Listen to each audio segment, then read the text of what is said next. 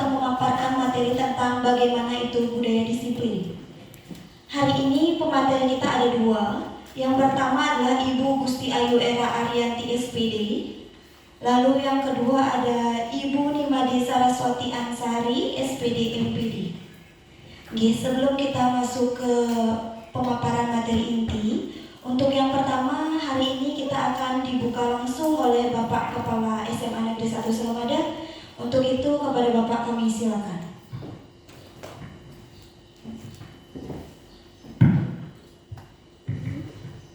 Terima kasih Bapak Ibu Dewan Pendidik SMA Negeri 1 Selamada yang diamanahkan. Sebelum selaku kepala sekolah saya membuka kegiatan komunitas belajar Genta SMA Negeri 1 Selamada atau Genta Semansa hari ini, izinkan yang aturan pangas tongkara angayo bagia. Om Swastiastu. Assalamualaikum warahmatullahi wabarakatuh.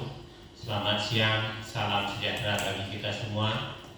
Bapak dan Ibu, mari kita selalu memanjatkan puji syukur kehadiran Sang Pencipta Tuhan Yang Maha Esa, sebab kita sampai saat ini diberikan kesehatan dan kekuatan sehingga dapat melaksanakan tugas-tugas kita bersama di SMA Negeri 1 Selamada.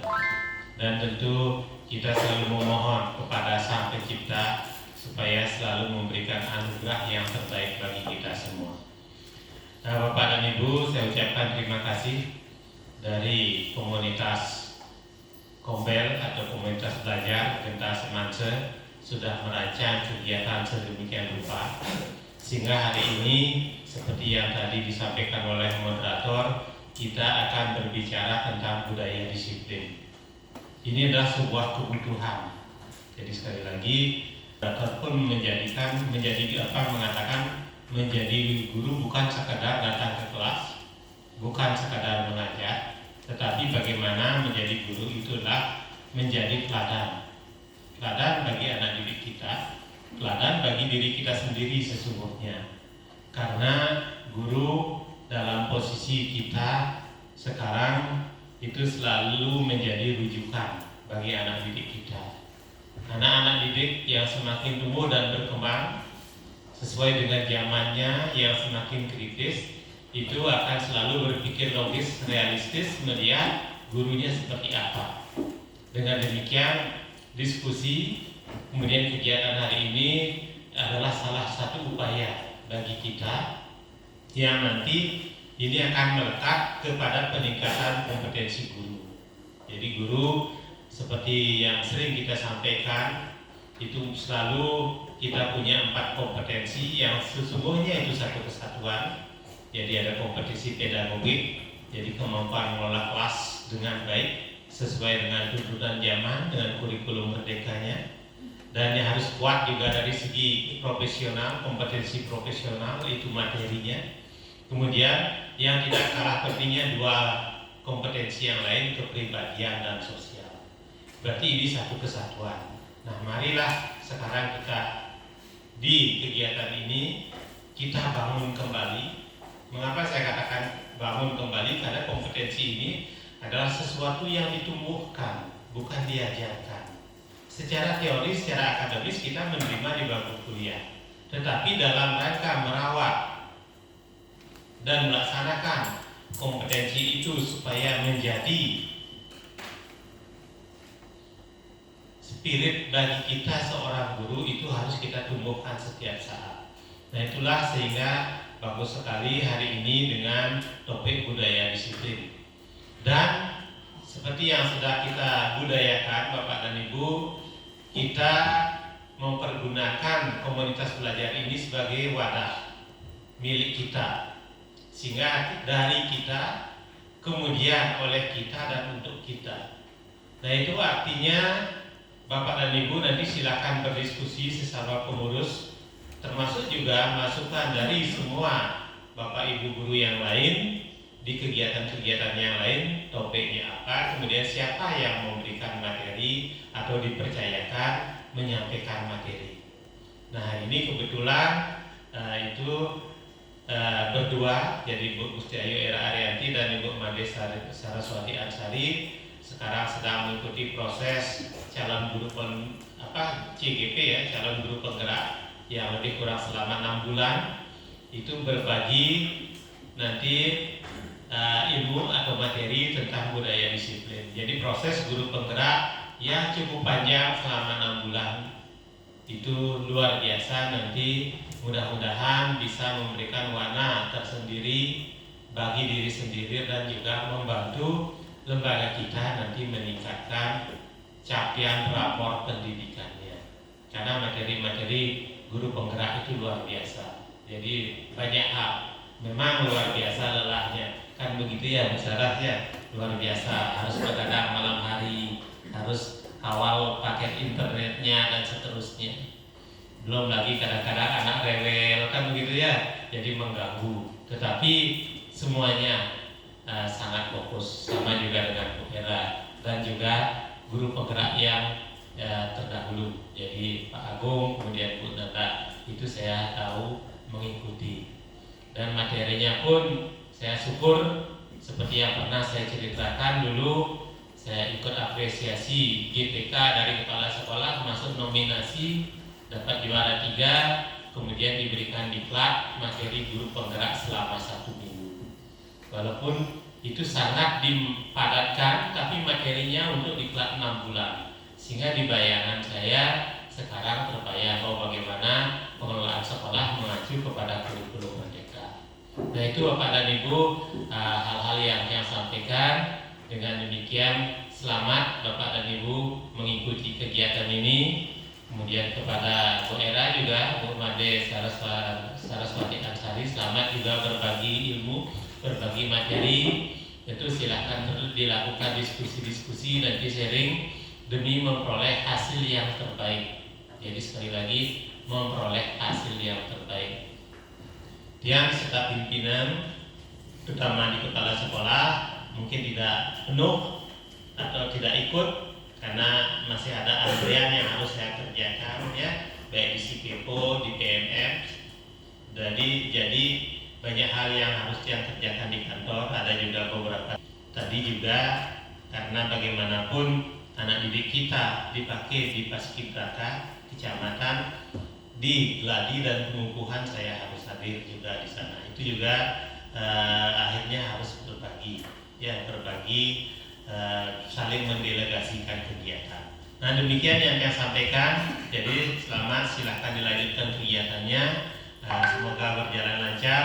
Jadi sekali lagi terima kasih kepada pengurus, kepada ketua, Kombel dan yang lainnya, termasuk juga staf yang lain, termasuk juga yang nanti berbagi ide, yang memberikan materi pada kegiatan hari ini. Ini sekian pengantar yang selaku kepala sekolah. Selanjutnya izinkan yang akhiri dengan aturan Pak Santi. Om Santi Santi Santi.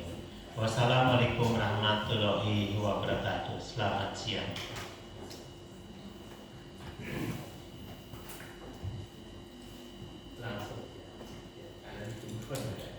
Baik Bapak Ibu, demikian adalah kata sambutan sekaligus pembukaan dari Bapak Kepala SMA Negeri 1 Sermada. Untuk Bapak, jika memang ada keperluan, kami persilakan.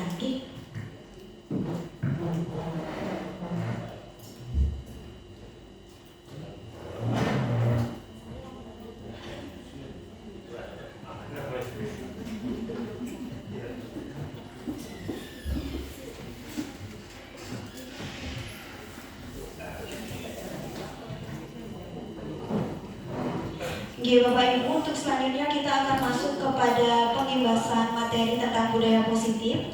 Untuk sistemnya adalah Niki akan langsung disampaikan materi oleh pemateri 1 dulu, lalu kemudian pemateri 2. Nanti untuk sistem tanya jawabnya nanti akan kita lakukan di akhir. Untuk itu kepada Ibu Gusti Ayu Era Arianti kami persilakan untuk memaparkan materinya. Mohon maaf misunderstanding nih. Untuk materi yang pertama Nike akan dari Ibu Nimade Saraswati Ansari SPD MPD. Kepada Ibu dipersilakan.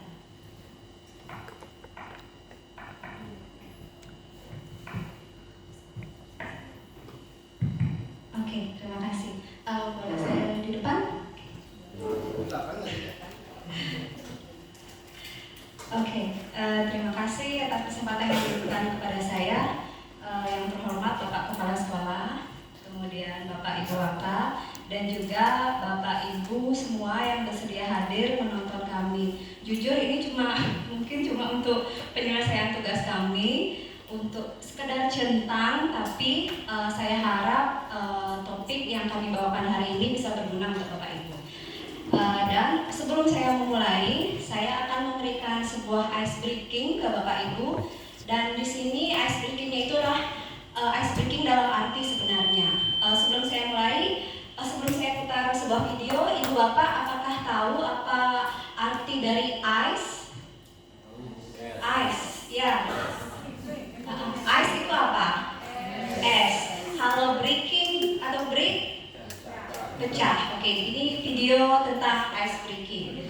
Ya, ini yang benar-benar ice breaking.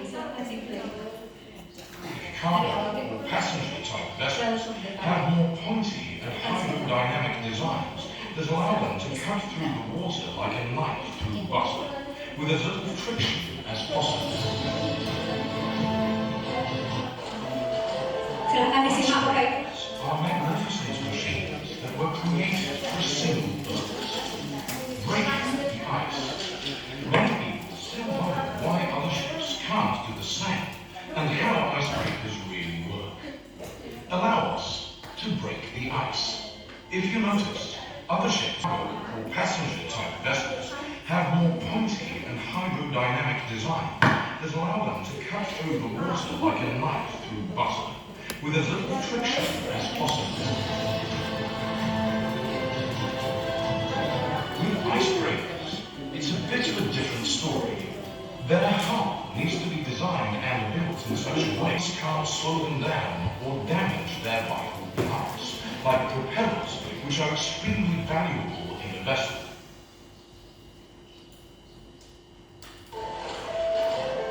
Icebreakers.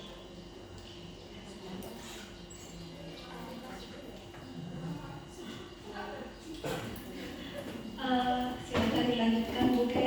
Nah, itu tadi video tentang ice breaking dalam arti sebenarnya. Dan berikut ini di next. Nah, ini adalah beberapa kata yang saya ambil dari video tersebut. Sekarang Ibu Bapak, saya tes dikit dari 20 kata itu yang saya ambil dari video tadi. Berapa kata yang Ibu Bapak tahu? Yang paling banyak tahu arti kata nanti saya kasih hadiah.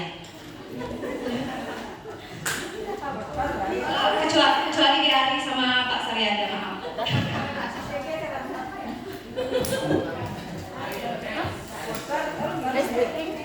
Dihitung ya Pak Ibu.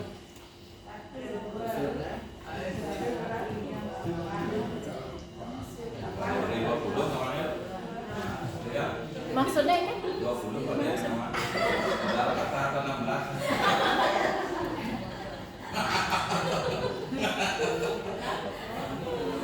Sudah Pak Ibu, oke. Boleh saya tanya satu-satu? Tanya satu agak lama kayaknya. Berapa waktu saya Pak Ibu? 40 menit, oke. Nanti saya buat cepat. Siapa yang tahu hanya satu kata? Angkat tangan tolong. Satu. Oh iya, pintar-pintar kata. Ibu Butut katanya 2 kata, 3 kata. Langsung aja. Siapa yang tahu lebih dari 10 kata? Oh, Ibu berapa kata Ibu? 15. Yang lain? Nggak ada yang lebih dari 15? Nggak, oke. 25. Ibu nanti tunggu hadiahnya ya. Tapi perlu dites Bu? Perlu. Oke. Shift apaan? Shift apa? Skill? No. Skill. Ya, tinggal. Oh, sorry. People. Oke. Orang-orang. And purpose? Wonder? Oke.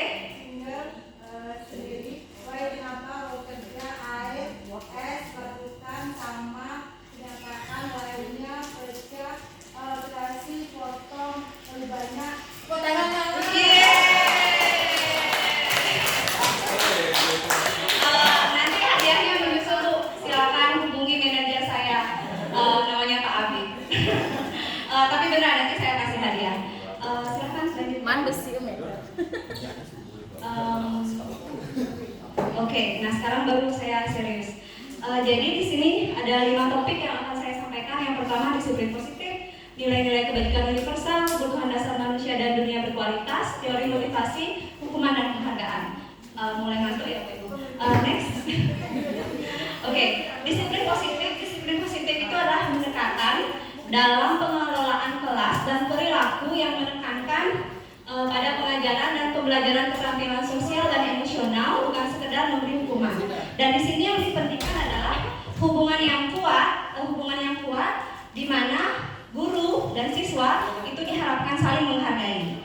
Kemudian pengajaran keterampilan di sini yang kita ajarkan ke siswa adalah bagaimana siswa bisa mengelola konflik yang terjadi di kehidupannya dan juga bisa bekerja sama dan bertanggung jawab terhadap apa yang sudah mereka lakukan. Yang ketiga, pengertian dan dukungan. Di sini siswa diharapkan dipahami kebutuhannya oleh guru dan kenapa siswa berperilaku. Jadi seorang guru seharusnya memahami bagaimana kenapa siswa tersebut nakal, kenapa siswa tersebut terlalu kalem misalnya. Yang terakhir, keempat adalah aturan dan harapan yang jelas. Aturan dan harapan yang jelas ini tentang bagaimana seorang guru bisa membuat aturan yang jelas dan konsisten, dan bagaimana siswa itu mengerti sebuah konsekuensi dari apa tindakan yang mereka sudah lakukan. Begitu. Bapak Ibu ada pertanyaan? Pas. Saya lanjutkan pertanyaan dari saya. Oke. Sekarang ada kuis Bapak Ibu. Oke. Sekarang ada kuis benar salah. Apa benar ngerti apa enggak? Disiplin positif menekankan pada hukuman sebagai cara utama untuk mengubah perilaku siswa. Benar? Salah. Next. Salah? Ya, betul. Jawab kedua. Dalam disiplin positif, guru sebaiknya berfokus pada pemecahan masalah dan pengajaran keterampilan sosial, bukan hanya pada pengendalian perilaku buruk. Benar, oke, pintar-pintar. 3. Memberikan pujian secara berlebihan dapat membantu meningkatkan motivasi siswa, tetapi sebaiknya betul, oke Bu, ini selalu paling pintar ya. Benar. Nomor 4. Disiplin positif mencakup penerapan aturan yang konsisten dan adil untuk tanpa memperhatikan konteks individu.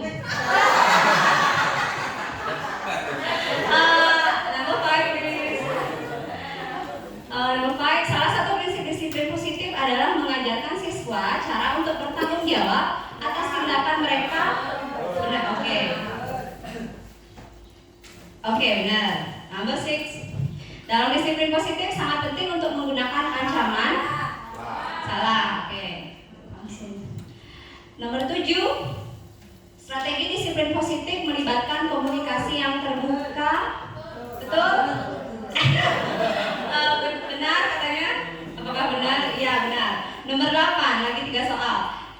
Disiplin positif menganggap bahwa semua perilaku buruk adalah hasil dari kekurangan karakter siswa dan bukan hasil dari situasi atau kebutuhan mereka yang belum terpenuhi. Salah. Yes. Nomor 9, menggunakan waktu istirahat atau pengasingan sebagai bentuk disiplin selalu sesuai dengan prinsip disiplin positif. Pengasingan katanya. Salah. Iya, betul. Soal terakhir.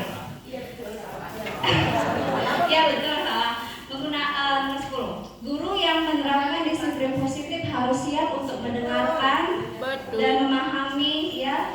Betul? Ya, oke, itu soal terakhir. Sekarang saya lanjutkan materi selanjutnya. Saya akan cepat-cepat aja Ibu Bapak. Pangsing mengeluh. Waktu saya cuma 40 menit soalnya. Oke, yang berikutnya adalah nilai-nilai kebajikan universal. Nilai-nilai ini adalah prinsip-prinsip moral yang dianggap penting dan bermanfaat bagi kehidupan manusia secara umum tanpa memandang ras, tanpa memandang status seorang siswa tersebut.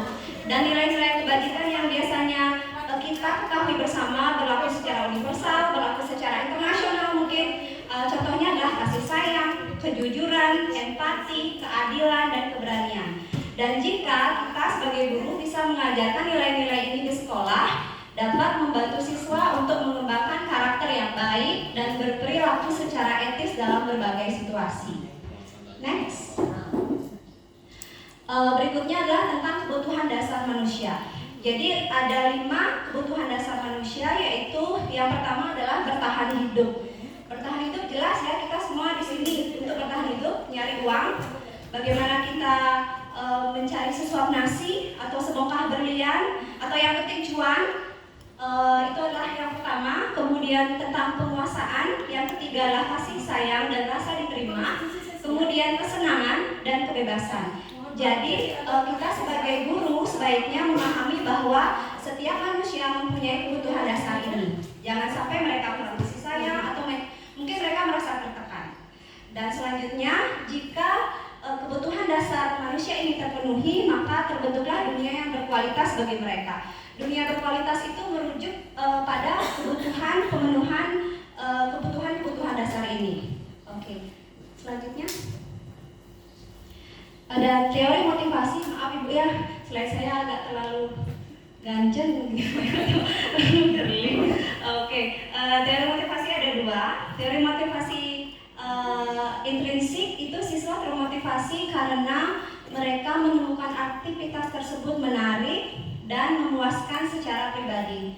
Jadi alasannya bukan dari luar tapi memang dari diri mereka sendiri. Kemudian motivasi ekstrinsik itu siswa termotivasi karena adanya imbalan eksternal seperti nilai bagus, pujian atau hadiah. Dan dari apa yang saya dapatkan dengan Bu Era di CGP, kita katanya sebagai guru harus bagaimana cara kita bisa meningkatkan motivasi intrinsik siswa. Jadi memang dari dalam mereka pengen belajar, bukan hanya sekedar mencari hadiah. Maka dari itu sebaiknya hadiah saya batalkan dulu. Motivasi intrinsik harusnya. Jadi Ibu bisa belajar sama Ibu. Next.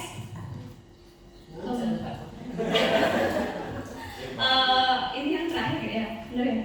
Ya, hukuman dan penghargaan. Tema atau topik terakhir dari saya, hukuman dan penghargaan itu adalah 2 alat yang bisa kita pakai sebagai guru biar anak-anak kita itu bisa terpengaruh sikapnya sesuai dengan tujuan pembelajaran yang kita inginkan. Kemudian apa itu hukuman? Jadi hukuman itu merupakan konsekuensi negatif, sementara penghargaan itu merupakan konsekuensi yang positif. Dan hukuman itu diberikan ketika seseorang melakukan tindakan yang tidak diinginkan atau melanggar aturan. Tujuannya adalah untuk mengurangi frekuensi perilaku tersebut. Dan yang berikutnya, penghargaan itu diberikan karena seseorang melakukan tindakan yang diinginkan atau mencapai suatu prestasi. Penghargaan dapat berupa pujian, hadiah, pengakuan atau dan dapat meningkatkan motivasi dan memperkuat perilaku positif siswa. Oke, yang terakhir. Oke, saya ada video, mohon disimak dulu.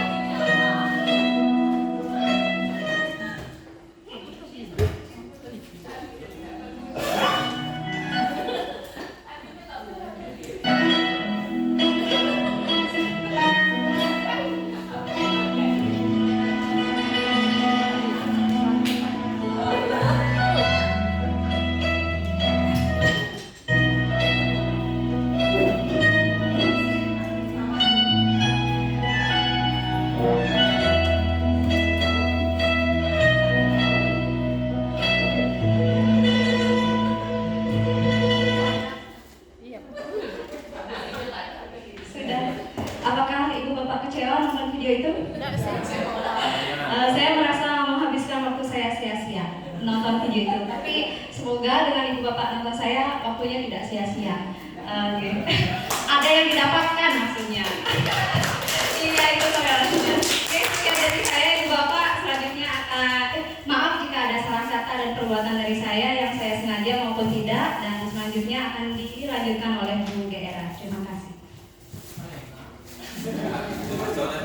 Jangan lama-lama Pak ya. Baik, mohon tepuk tangan sekali lagi untuk Ibu Saraswati Ansari. Untuk Bapak Ibu yang sudah semangat menyiapkan pertanyaan, mohon disimpan dulu nanti setelah selesai materi secara keseluruhan baru kemudian nanti saya akan buka sesi tanya jawab. Untuk selanjutnya kami persilakan. Terima kasih atas waktunya Bu Bidi. Om Swastiastu. Terima kasih Bapak Ibu Guru sudah meluangkan waktu untuk mengikuti acara ini.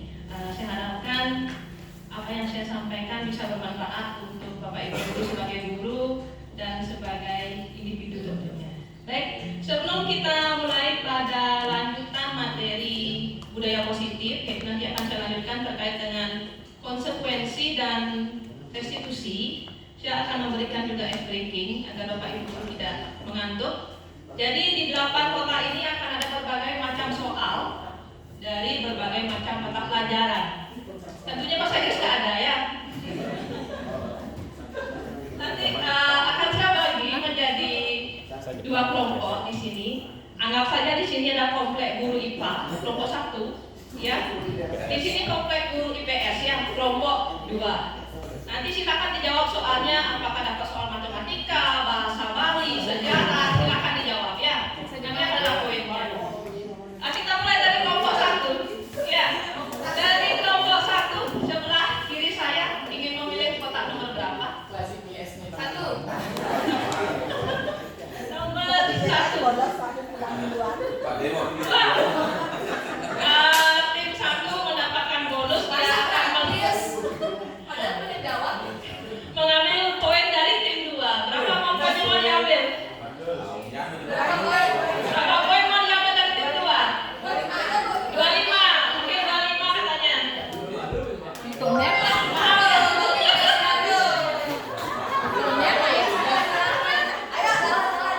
2 jangan sampai kalah. Tim 2. Kotak nomor 11. nomor 5. Nyawa.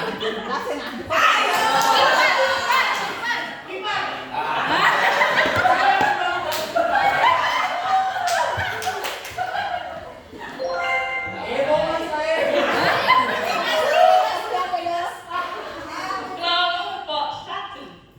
Nomor? Enggak nanti. Nah, Nah.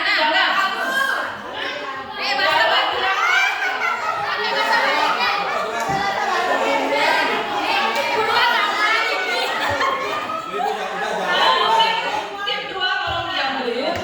Ini nomor 1. Bahasa Balinya, Bu.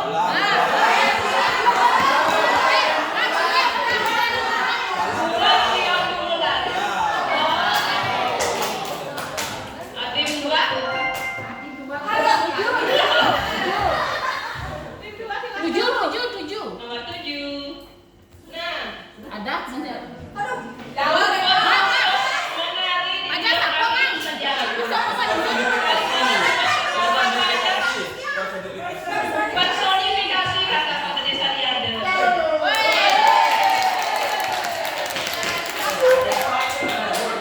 Maaf ya, nggak minta poin. Kembali ke tim 1. Nomor 10. Oke.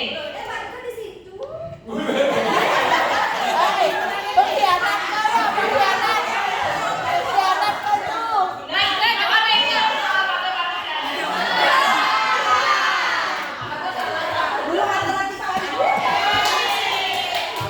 coba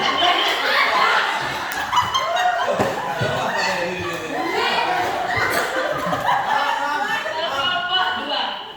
6. Kata Pak Yusman nomor 6, dia yang akan jawab.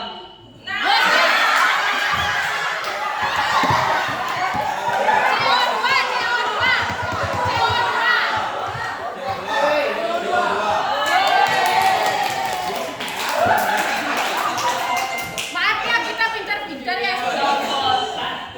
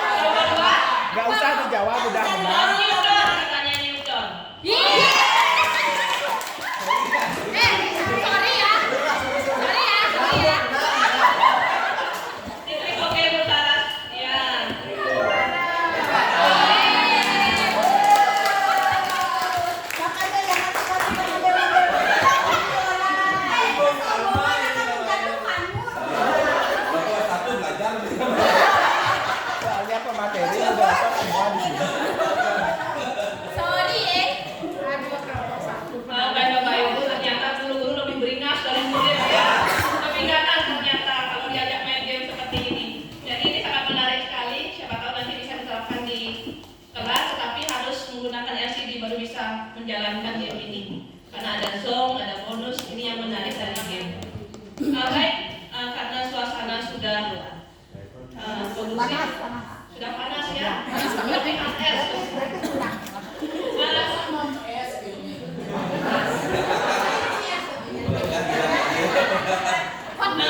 Berkat guru sejarahnya menang jadi yang kedua. Ajak guru kimia, saya ini nyuruh. Ini saya nyampe ke Oh, dari. Oke, baik. Hati yang lanjutkan. Untuk konsep disiplin, untuk memberikan identitas sukses kepada anak-anak didik kita, ada namanya konsekuensi dan restitusi. Dari konsekuensi ini adalah adanya hubungan sebab akibat. Jadi murid itu akan berperilaku apabila dia mengetahui ada akibatnya, sehingga mendorong dia untuk patuh pada konsekuensi tersebut. Misalnya, saya tidak mengerjakan PR.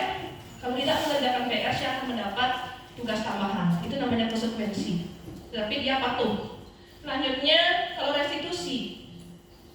Restitusi ini akan membangun murid bagaimana dia mencari solusi atas permasalahan yang dia hadapi, bukan konsekuensi. Jadi mendorong murid untuk melakukan perilaku dalam bentuk disiplin positif atau motivasi internal dari dalam dirinya. Walaupun ada konsekuensi atau tidak, dia sudah akan melakukan hal baik tersebut. Yang kedua, perlu monitoring berkelanjutan. Konsekuensi ini perlu dilihat oleh gurunya, bagaimana perkembangan siswa, bagaimana dia dalam belajar dan lain sebagainya. Dan untuk restitusi, murid bertanggung jawab atas perilakunya. Dan yang ketiga ada stimulus respon. Nah, ada rangsangan dari guru. Kalau kamu sudah mengerjakan PR tepat pada waktunya, kamu tidak akan mendapat tugas tambahan. Nah, ada rangsangan seperti itu, maka murid dia akan mengerjakan PR. Kalau yang restitusi atas motivasi sendiri, tanpa mendengar apa konsekuensinya. Lanjut, yang keempat, murid menghormati peraturan. Kalau restitusi, murid menghormati diri dan orang lain. Apabila murid tersebut bermasalah, jadi dia mencari solusi bagaimana dia memecahkan masalah dan tidak ada pihak pelaku dan pihak korban. Jadi sama-sama diberikan jalan keluar untuk mencapai tujuan yang baik. Dan selanjutnya yang ketiga, yang kelima, di dalam konsekuensi kehilangan waktu memperbaiki kesalahan. Nah, karena sudah ada konsekuensi, dia tidak mencari solusi atas permasalahan. Kalau yang restitusi, murid bersemangat memperbaiki kesalahan. Nah, dari kesalahan yang dia buat, guru akan menggiring bagaimana dia bisa menemukan solusi dari permasalahannya. Lanjut, Bu Saras.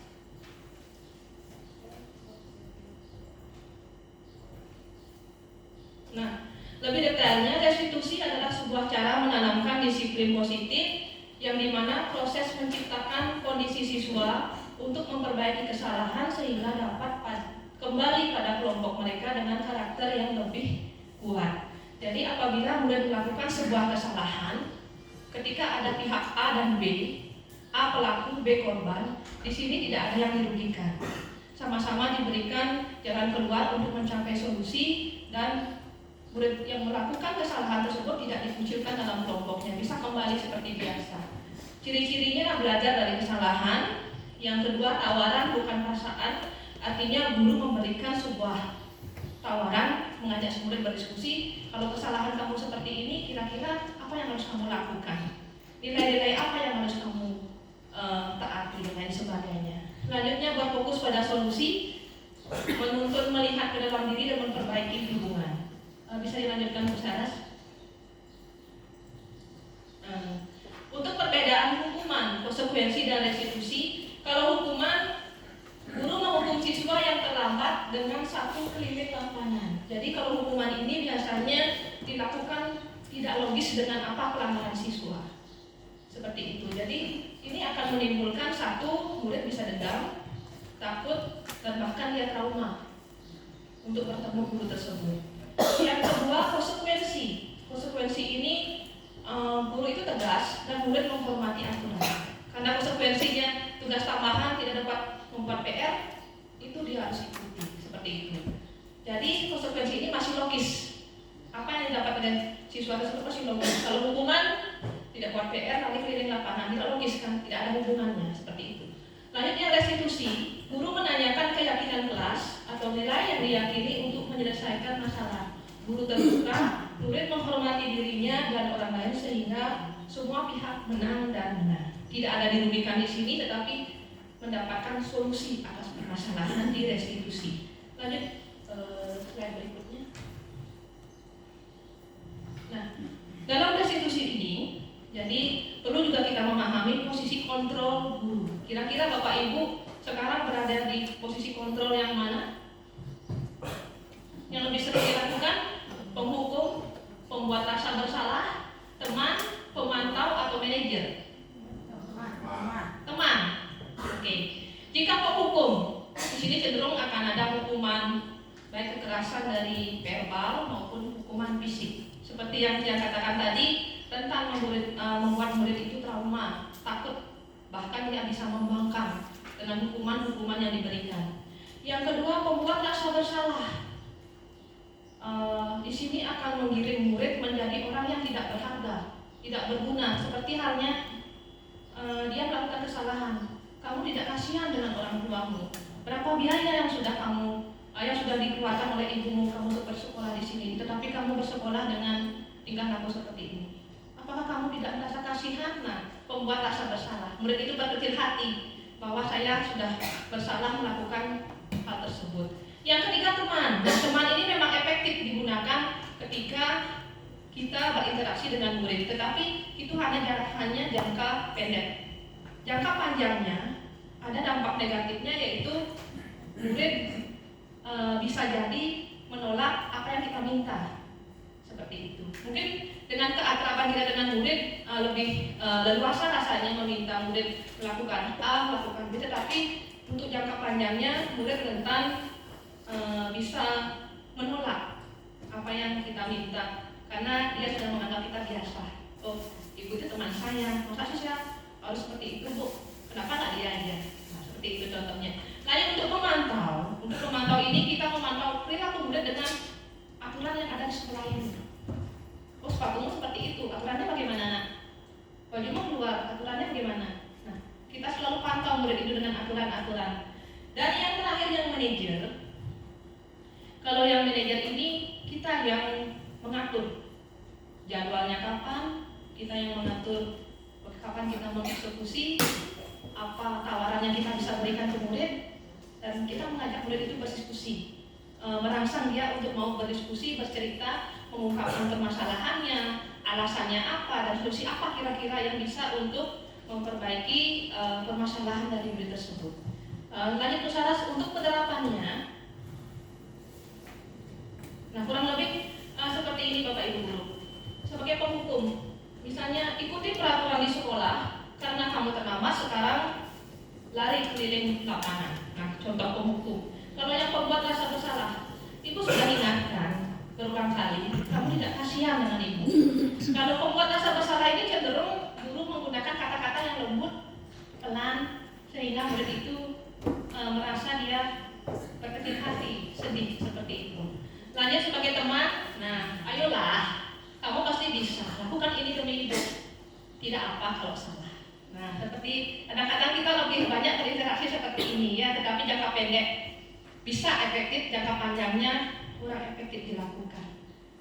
Masa saya sih Bu, teman yang lain aja, saya capek. Nah, dia lebih leluasa untuk menolak apa yang kita minta. Lanjut pemantau. Nah, seperti yang saya katakan tadi, waktu melanggar, konsekuensinya apa? Apa peraturannya? Kalau yang manajer, apa kamu tahu kesalahanmu? Bagaimana kamu akan memperbaiki kesalahan ini? Kita merangsang murid untuk berdiskusi, berbicara, mencari apa jalan keluar dari permasalahan. Untuk selanjutnya,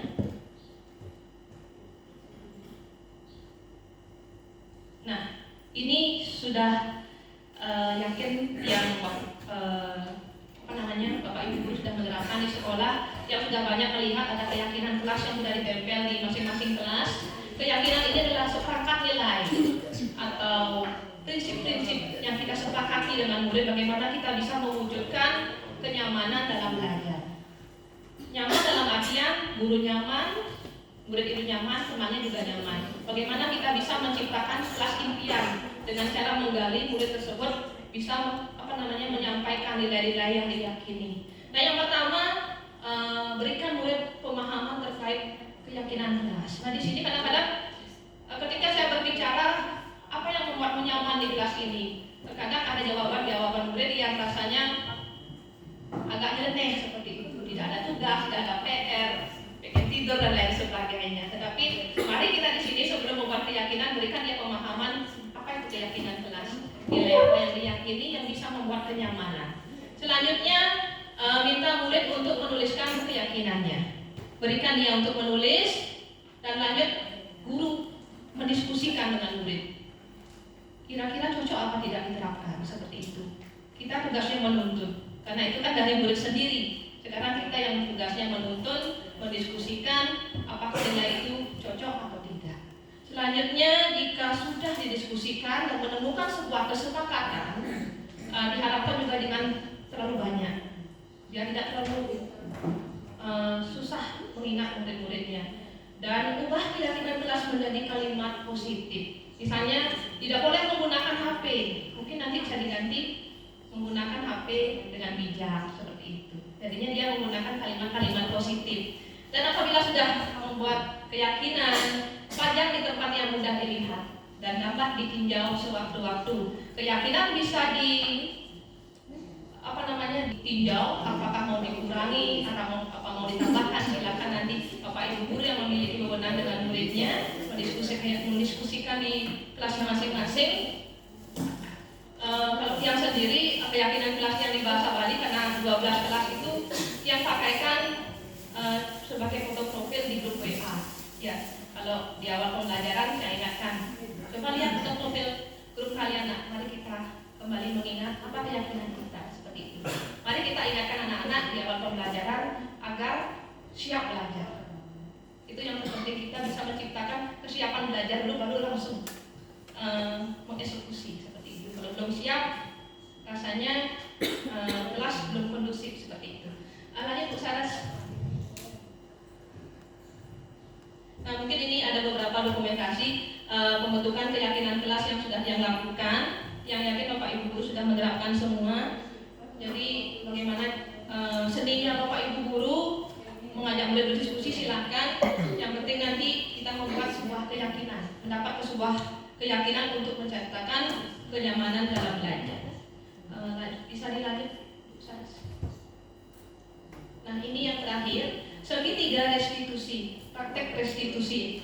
Dari segitiga restitusi ini akan membantu murid untuk lebih memiliki tujuan disiplin positif dan memulihkan dirinya setelah berbuat salah. Yang pertama dilakukan adalah menstabilkan identitas. Nah, pada tahap ini bisa dilakukan dengan katakan seperti ini. Kita menunjukkan empati dengan murid yang memiliki mungkin perilakunya menyimpannya. Setiap orang pernah berbuat salah. Mari kita cari solusi, bukan berfokus kepada permasalahan. Itu menstabilkan identitas. Yang kedua, validasi tindakan salah. Memahami kebutuhan apa yang sedang dipenuhi. Yang yakin apapun perbuatan dari murid-murid, Bapak Ibu guru memiliki alasan dan tujuan tertentu untuk memenuhi kebutuhan dasar manusia yang 5 tadi, kesenangan, bertahan hidup, penguasaan dan lain sebagainya. Tanyakan, kamu pasti punya alasan kenapa kamu seperti itu. Ya. Selanjutnya dalam menanyakan keyakinan.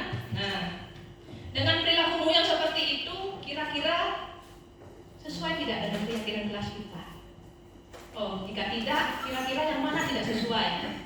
Selanjutnya apa yang harus kamu lakukan? Itu di tahap menanyakan keyakinan. Selanjutnya Bu Saras. Ini ada sedikit video sederhana praktek segitiga restitusi dari murid yang melanggar ceritanya. Mungkin bisa disimak sedikit. Saya juga baru belajar untuk mempraktekkan segitiga restitusi ini.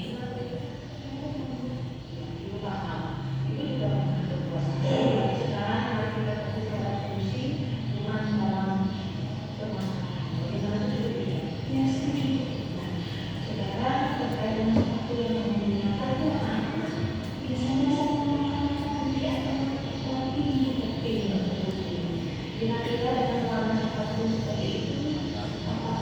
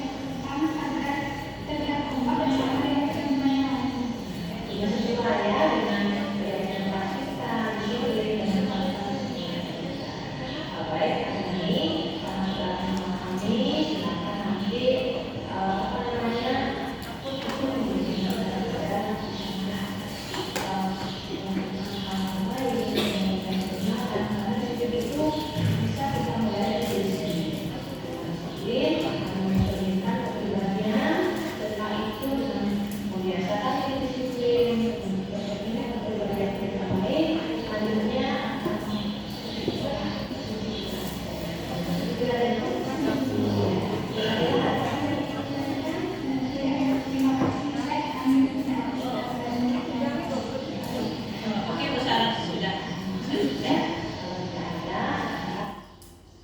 Baik Bapak Ibu Guru, jadi dalam penerapan segitiga restitusi ini, satu perlu kita juga ingat bahwa kita juga perlu bagaimana mengelola emosi kita ketika menghadapi murid-murid yang melanggar. Dengan segitiga restitusi ini, mari kita mencoba untuk mempraktekkan secara pelan-pelan agar murid itu bisa terbuka atas permasalahan yang ada. Nah, walaupun nanti kenyataannya di lapangan rasanya praktek itu lebih susah Bapak Ibu Guru, tetapi tidak ada salahnya kalau kita mencoba. Mari kita coba, baik itu sekali, 2 kali baru berhasil, mari kita lakukan yang terbaik. Artinya kita didik anak-anak itu bisa mencari solusi atas permasalahannya. Bukan kita yang menentukan kamu harus seperti ini. Mari kita mencoba, yang juga masih belajar seperti itu.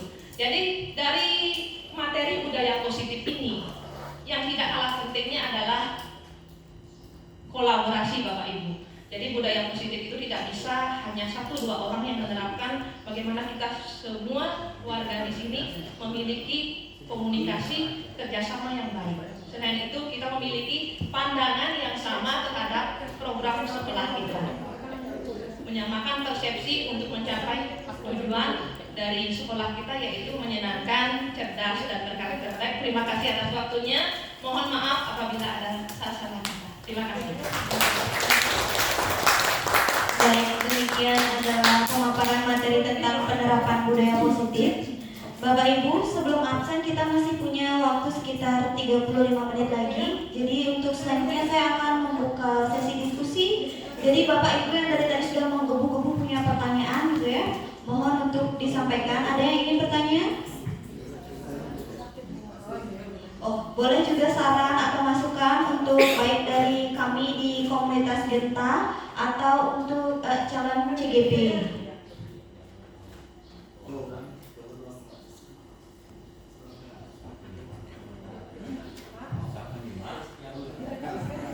Bagaimana Bapak Herianto? Jangan malu-malu ya, saya samperin langsung Pak.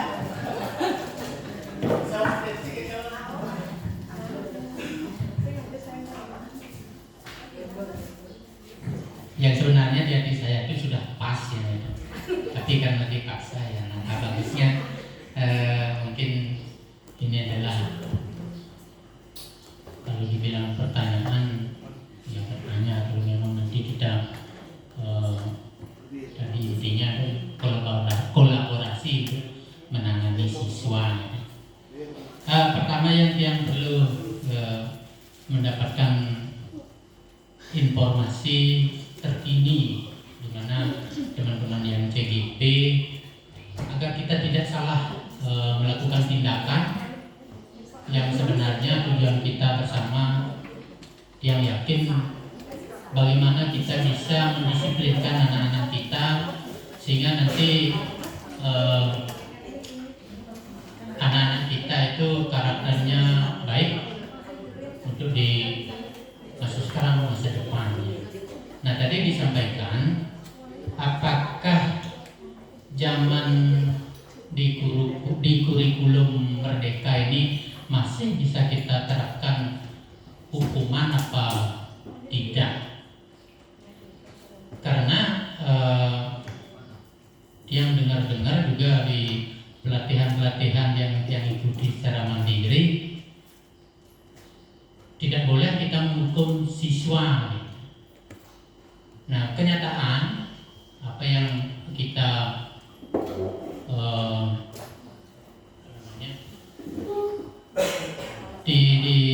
di perjalanan yang kita saat membina siswa, secara umum sudah disampaikan berulang kali tentang bagaimana kita membudayakan disiplin di sekolah kita.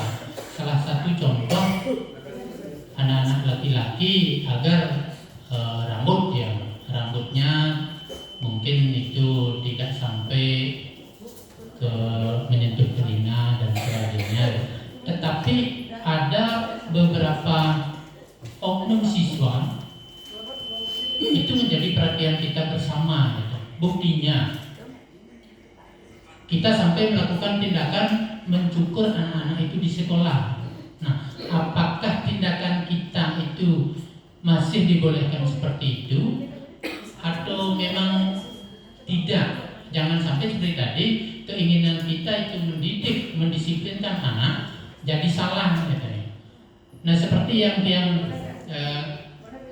dapat informasi mungkin di media, itu juga teman yang di Karangasem baru beberapa bulan sebagai kepala sekolah viralnya sampai menginjak anak-anak.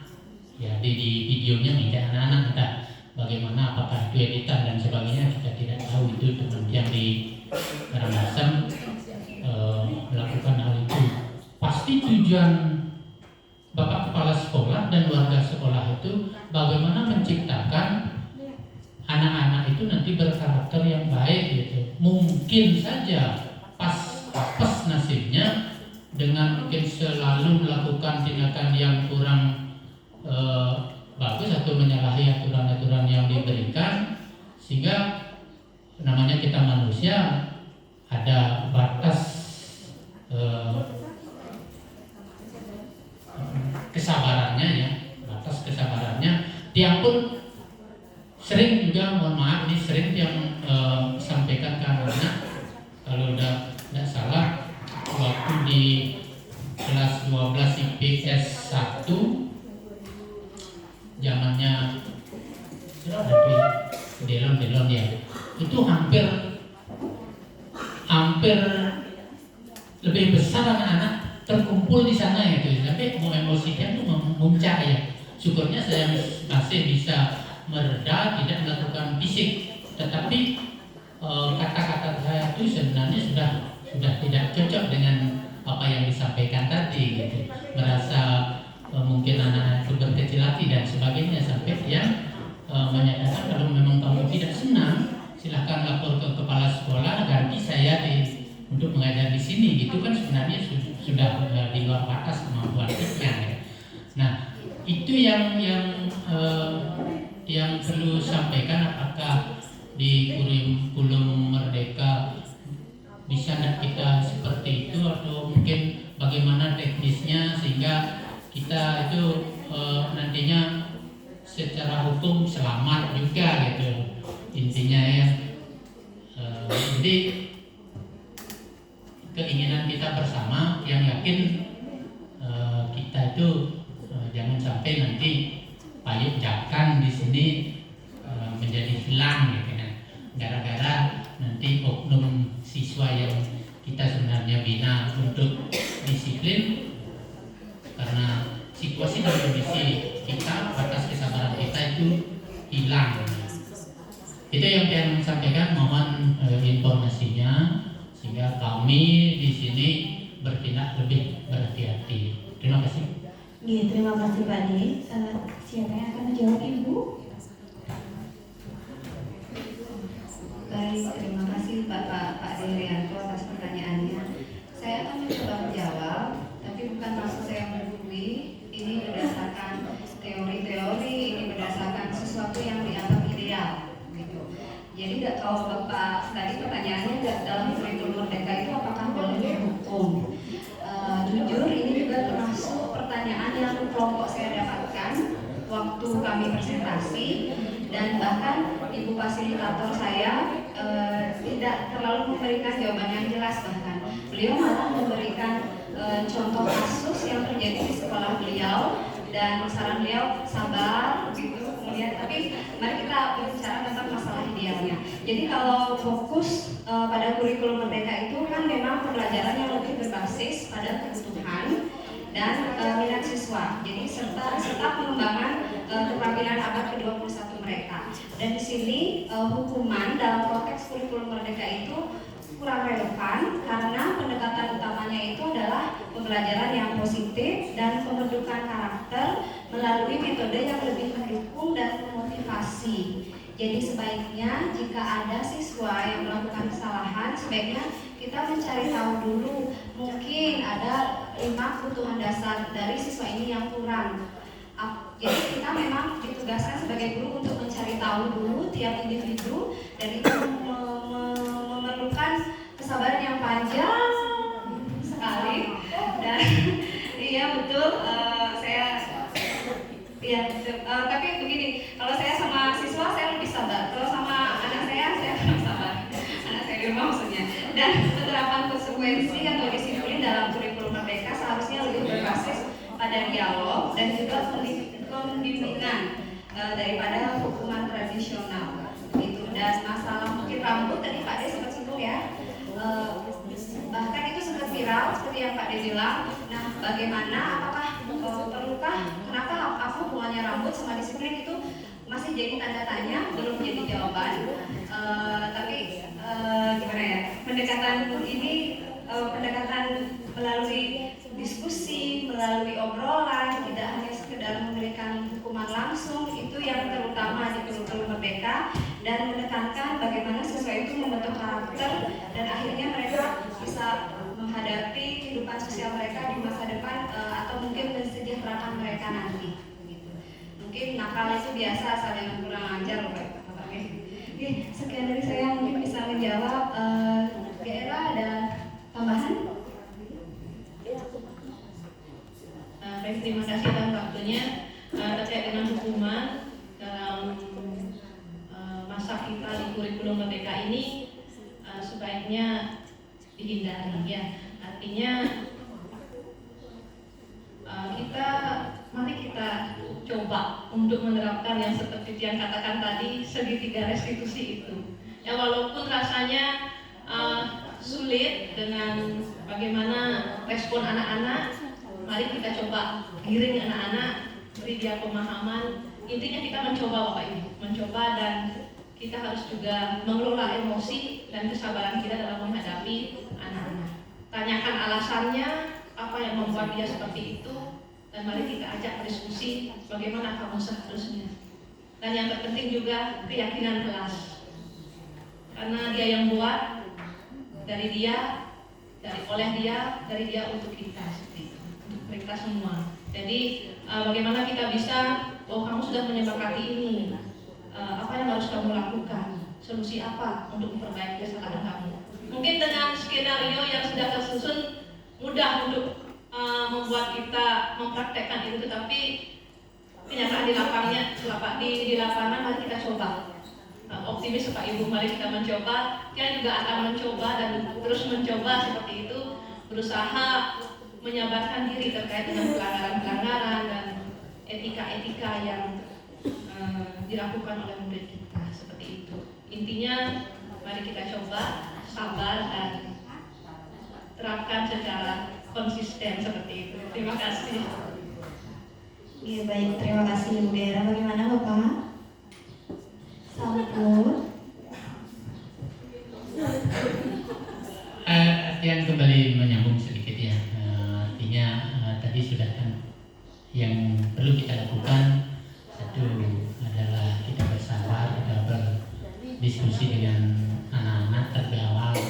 Nah, kita rasanya sudah hampir semua itu melakukan, yang memang sih sulit dengan memang kita melakukan dengan anak yang memang tidak betul masalah, dengan memang anak yang sebenarnya bermasalah ya. Kesepakatan kelas sudah kita lakukan, kemudian aturan-aturan telah kita sampaikan berulang kali. Ada juga oknum-oknum siswa yang memang itu di luar nalar kita. Memang sih pada intinya kita harus bersabar menangani untuk semua. Intinya tadi adalah kolaborasi kita semuanya, sehingga satu tujuan kita menangani bagaimana anak itu secara positif. Nah, ini mungkin titipan dari Tiang bagi teman-teman yang di CGP yang itu adalah anak-anak yang terpilih yang memang cerdas untuk di sana.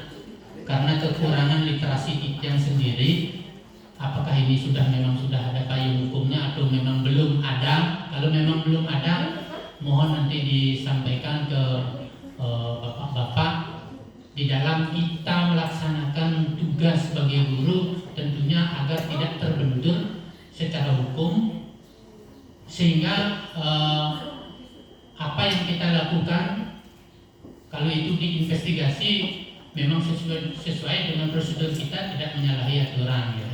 Jangan sampai nanti kalau payung hukum itu tidak ada, justru kita sering kita menyampaikan bertolak belakang dengan adanya HAM, adanya syarat-syarat yang di luar aturan. Kita maunya terus terang aja kalau untuk sekolah yang yakin itu 100%, kecuali oknum memang pengajarnya yang kurang normal, pasti melakukan hal yang di luar dugaan ya.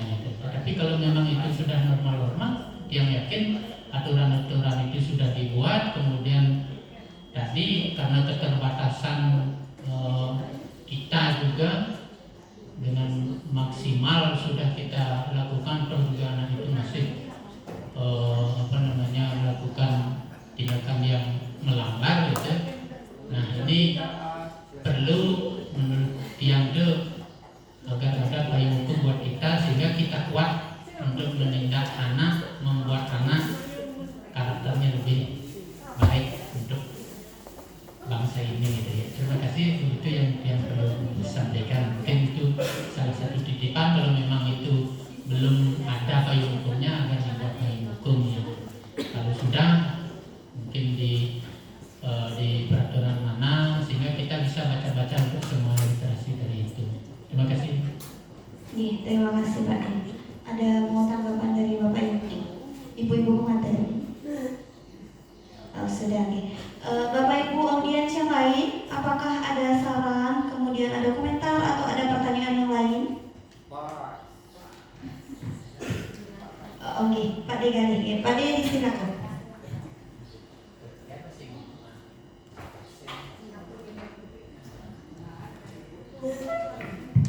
Baik, terima kasih atas kesempatannya. Yang hormati Bapak Heri selaku staf, Bapak pimpinan, dan juga Bapak Ibu guru sekalian yang dia hormati. Kemudian pemateri Ibu Era dan Ibu Saras, terima kasih sudah berbagi hasil pembelajaran di guru penggerak, sehingga kami juga memiliki gambaran terkait dengan proses pendidikan yang sedang dijalani. Saya sedikit memberikan juga pendapat terkait dengan tadi apa yang disampaikan oleh Pak Heri terkait dengan hukuman, apakah masih berlaku di kurikulum Merdeka ini. Kalau tadi dia menyimak juga jalan dari penyampaian oleh pemateri, mengharapkan tumbuhnya kesadaran dari dalam diri siswa itu sendiri atau motivasi intrinsik, dan bisa dari tindakan yang mereka lakukan semuanya awalnya adalah motivasi dari dalam diri. Nah itu tadi disampaikan sebagai penekanan awal oleh pemateri. Kalau yang melihat sih sendiri apa yang sudah kita lakukan di sekolah terkait dengan tindakan yang kita berikan pada anak-anak yang melanggar peraturan, itu sudah sebagian dilakukan, sehingga itu bentuk kepedulian kita terhadap pelanggaran yang dilakukan oleh siswa. Cuma kalau tadi apa yang disampaikan oleh teman-teman pemateri, mungkin kita bisa tingkatkan kembali terkait dengan cara-cara atau prosedurnya, atau sering disebut SOP. Kalau Pak Agung kebetulan tidak ada di sini, kalau mungkin dia ada di sini, mungkin kita bisa diskusikan secara langsung gitu. Jadi yang pertama tadi mungkin adalah memang kita sebagai guru tugasnya berat, bukan hanya mengajar. Yang namanya pendidik tentu saja tugasnya double begitu, bukan selain mentransfer informasi juga menuntun anak-anak supaya mereka bisa bertindak sesuai dengan karakter yang baik begitu. Itu ya tugas penting sekali, dan jadi sudah sering ditekankan perlu kesabaran yang ekstra, perlu proses, perlu tahapan. Karena kita sebagai pendidik bukan seperti pencetak kue.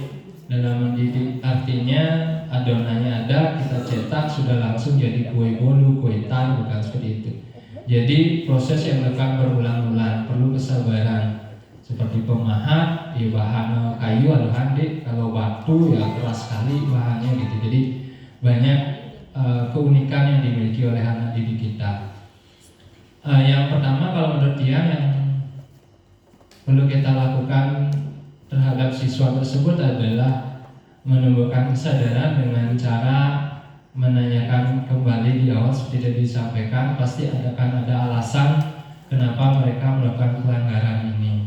Kebutuhan dasar mana yang belum terpenuhi? Apakah mereka butuh pengakuan bahwa mereka superior dan sebagainya?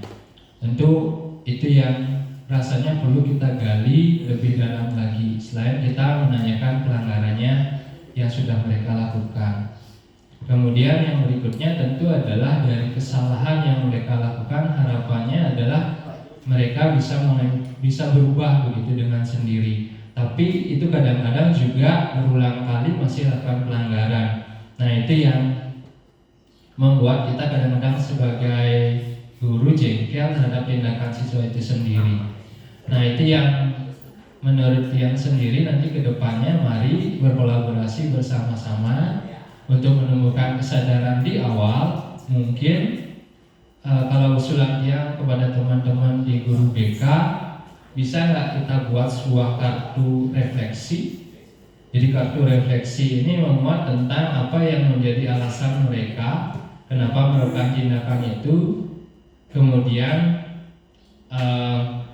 berikutnya adalah tindakan apa yang mereka perlukan atau ingin lakukan supaya memperbaiki. Ini yang pertama adalah menumbuhkan kesadaran itu yang sulit. Kadang-kadang siswa itu mencari 1000 alasan untuk membenarkan kesalahan mereka. Jadi kita perlu di awal ini adalah bagaimana menumbuhkan bahwa itu mereka salah, mengakui kesalahan yang pertama. Dan kalau menurut dia, kalau bisa nanti ke depannya dikerjakan atau dilaksanakan adanya kartu refleksi. Kartu refleksi ini dalam artian bisa nggak siswa itu menyadari apa yang mereka lakukan itu salah. Nah itu dulu yang kita tumbuhkan dari anak-anak ini sendiri. Jadi kita berikan kartu refleksinya, kemudian kesalahan mereka apa, kenapa mereka melakukan itu, kemudian kedepannya mereka ingin seperti apa. Itu yang mungkin tindakan pertama sebelum kita melakukan tindakan berikutnya. Nah bisa saja dari hasil itu akan ada alasan dari siswa yang benar-benar sebelumnya belum tergali menjadi bisa kita ambil kenapa mereka melakukan hal itu gitu. Karena kalau kita bertanya secara langsung kepada siswa secara umum kadang-kadang mereka malu menyampaikan gitu. Mungkin itu salah satu nanti kedepannya bisa juga dikembangkan. Nah kemudian terkait dengan pemberian hukuman ini, menurut yang sendiri asal sudah ada kesepakatan bersama dan melalui tahapan-tahapan proses tadi, pemberian kesepakatan itulah yang nanti digunakan sebagai acuan untuk tindakan berikutnya. Jadi kesepakatan itu antara guru dengan siswa dan pengambil tindakan. Nanti yang seperti itu nanti ke depannya sehingga semuanya memang benar-benar sudah nyaman. Kemudian untuk kita sebagai guru, adakah regulasi hukum yang berharap sih dari staf pimpinan yang menyampaikan itu? Kalau memang ada, karena kalau yang tidak salah, ingat kemarin Pak Agung menyampaikan bahwa dia ikut pelatihan yang menekankan pada regulasi aturan hukum yang berlaku sehingga kita sebagai guru terhindar dari pelanggaran hukum itu sendiri. Saya berharap nanti kalau misalnya ada dari pimpinan, dari staf pimpinan langsung atau dari lembaga yang menyampaikan itu ke kita di guru-guru sehingga kita selain sabar juga tahu aturan atau batasan-batasan mana yang sebaiknya dilakukan gitu. Ini demikian dulu dari dia. Mohon maaf kalau ada penyampaian yang kurang pas. Terima kasih. Oke, terima kasih untuk sarannya Bapak Gali. Mungkin ini yang bisa dimaksud salah satu sebagai nanti kolaborasi kita untuk meningkatkan lebih banyak kedisiplinan kepada siswa. Saya rasa sudah dicukupkan Bapak Ibu sudah absen sebentar lagi juga akan masih ada 10 menit lagi. Saya rasa sudah dicukupkan. Jadi kalau bisa saya tarik kesimpulan adalah jadi pendekatan pengelolaan di dalam kelas itu bukan hanya sekedar untuk menghukum murid, tapi bagaimana nantinya kita menerapkan nilai-nilai kebijakan secara universal tentang prinsip-prinsip moral yang ini nantinya akan menghasilkan situasi yang sangat kita inginkan, yaitu adanya rasa saling menghormati antara kita guru dan juga kepada siswa kita. Terima kasih karena sudah mengikuti acara Kombel pada sore hari ini. Mohon maaf apabila ada untuk Kombel kita di pertemuan selanjutnya itu akan ada mempersiapkan pembelajaran inovatif berbasis AI dengan Gemini oleh Bapak Galih Yoga Diputra. Itu akan dilaksanakan tanggal 31 Agustus. Karena sesuai dengan program Kombel, jadi kami akan mengadakan kegiatan 1 bulan itu adalah 2 kali pertemuan. Lalu kemudian saya juga membuka peluang selebar-lebarnya kepada Bapak Ibu yang ingin berbagi praktek baik kepada kami melalui Kombel. Jadi nanti siapapun Bapak Ibu yang ingin duduk di sini sebagai pemateri atau sebagai moderator, siapa tahu Bapak Ibu bosan lihat muka saya aja, boleh nanti mengajukan diri, kita sama-sama belajar. Untuk itu kegiatan sore hari ini saya tutup dengan Parama Santi. Om Santi Santi Santi Om. Wassalamualaikum warahmatullahi wabarakatuh.